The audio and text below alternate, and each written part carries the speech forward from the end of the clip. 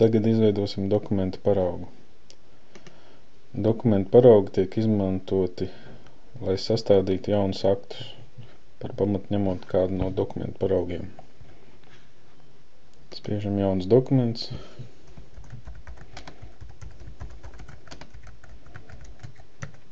Ievadam drukājamo kopiju skaitu un piezīmes, lai vēlāk būtu pilnīgi skaidrs, kam šis dokuments ir domāts.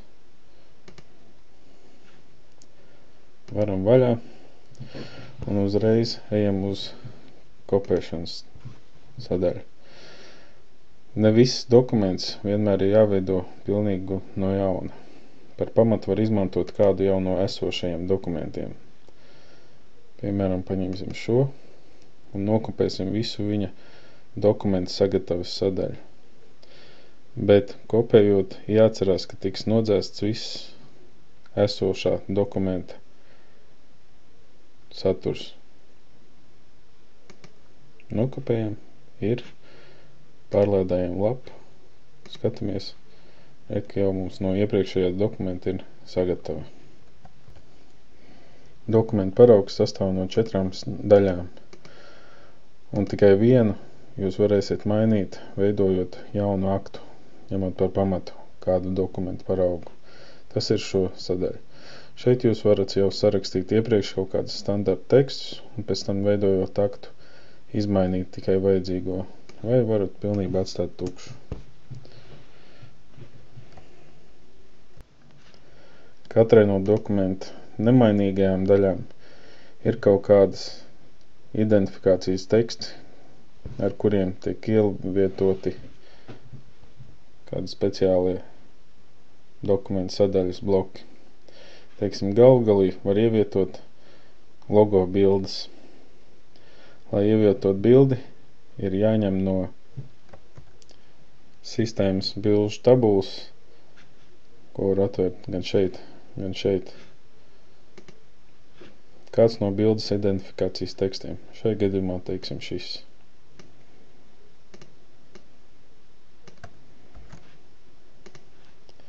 Nodzēsīsim šo pagaidām.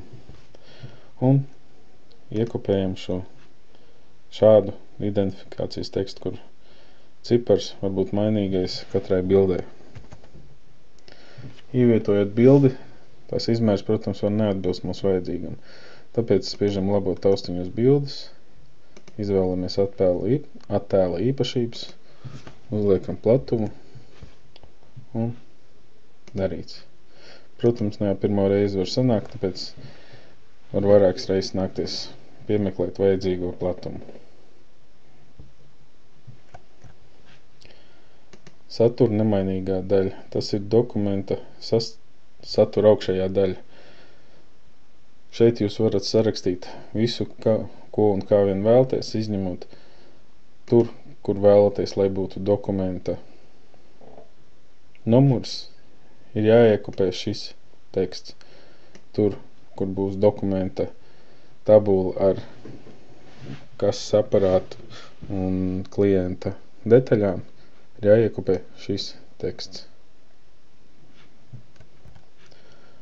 Un dokumenta apakšējā daļa, kur parasti ir paraksts, arī satura identifikācijas tekstu. Tā vietā būs dokumenta parakstītāja uzvārds un vārds. Šī labošanas lauka platums ir aptuveni 21 cm, bet sastādot parakstu vietu, vajag uzmanīties un neielikt pārāk plašu šo te parakstu vietu, lai viņš nepāriet uz jaunu rindu. Kad dokuments ir sastādīts aptuveni tā, kā jūs vēlaties, nobraucot zemāk, jūs viņu varat ielādēt apskatēji. To var darīt pat pirms kaut kas ir saglabāts. Lūk, var apstīties aptuveni, kā dokuments izskatīsies.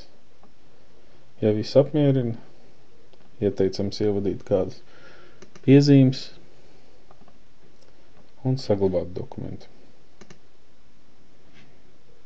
Dokuments saglabāts un varam vērt tucēt.